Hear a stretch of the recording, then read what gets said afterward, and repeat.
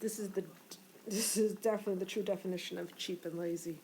Um, so this begins with, I, I'm trying to clear out my freezer.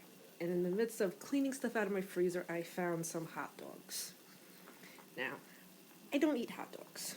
Um, I'm not gonna, I mean, this is about people wanting to actually eat hot dogs. So I will just say, I spent a summer spending time with a guy that used to have one of those hot dog trucks. After listening to him talk, maybe you think twice. But my mother grew up with hot dogs. I grew up with hot dogs. And the thing is, as she's older, I don't necessarily want to encourage unhealthy eating, but you have to scratch that itch once in a while. Otherwise, you're going to kind of screw up big time. My mom does not have high blood pressure or high cholesterol, thank knock wood, but it does seem sensible to actually deal with hot dogs. So I am doing the boiling method because I don't feel like cleaning off a grill pan. I don't really have to pay attention to it either.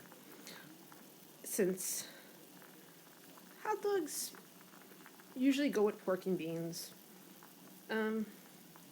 that's kind of where this whole thing fits together. My other pot is about to have mac and cheese in it. I don't have hot dog rolls, and I really don't want to use bread, so.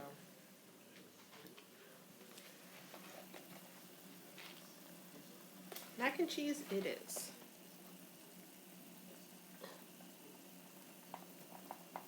And it's going to have the beans in here as well.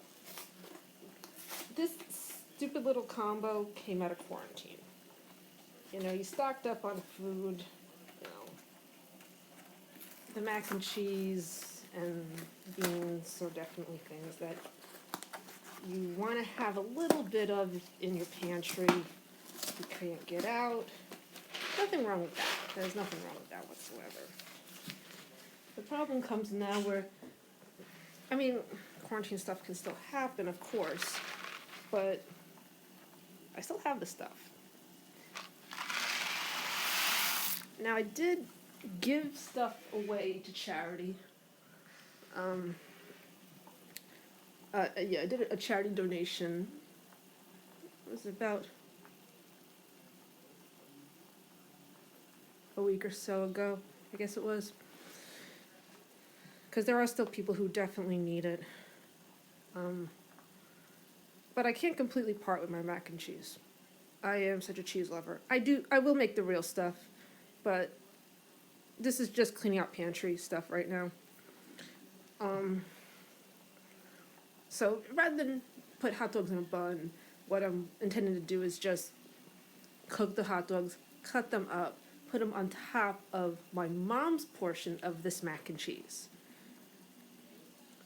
That way you hit the itch of the things that you grew up with, because yes, I definitely did grow up with having hot dogs and pork and beans every Thursday. My mom grew up down the street from a Nathan's. Now, maybe eating out wasn't as big of a thing back in her days, but yeah, we had Nathan's. They're still the best. These are Nathan's hot dogs, by the way, even though I'm not super specific on that, but yeah, I do have a bunch of hot dogs, so that will have to get used a bit. I only made 2 right now because you don't really need hot dogs as leftovers, and she'll just, do it this way instead. So, I'm really on regarding the mac and cheese. So the plan is to do this up right. Just give it a spoon so I can mix this a little better. So here's the deal. When you're making mac and cheese and you're already putting other heavy stuff in, you can kind of eliminate a certain ingredient, you know, you definitely need milk. No dispute about that. But you don't necessarily need butter. And if you're eating Kraft as is, of course, put the butter in. But when you're doing it like this, when you're actually adding other stuff to your mac and cheese, especially something that's definitely not that's pretty heavy, like can of baked beans. Yeah, you don't really, you don't need the butter. I mean, this is Bush's vegetarian baked beans. I did not even realize these were vegetarian. I did not buy them because I'm vegetarian. Obviously, I'm not. That's not the point. The point is that these are less heavy. That's what I kind of went for in this case. I mean, because baked beans are rich enough as it is. I don't mind pork in them, but my stomach does not like this stuff. I can eat baked beans just fine. So with all that in mind, that's why I'm doing it this way. So yes, so when the Kraft mac and cheese is ready to go, which should be a couple of minutes at this point. I should really look at the clock, but yeah. Drain the water, mix the cheese and the milk, which I do not have set, so I'm gonna eventually I'll figure out where to plant this thing. By the time that I get this all set, that the hot dogs will be ready, and I'm happy with the mac and cheese as is. It's got beans, so at least it's got something healthy.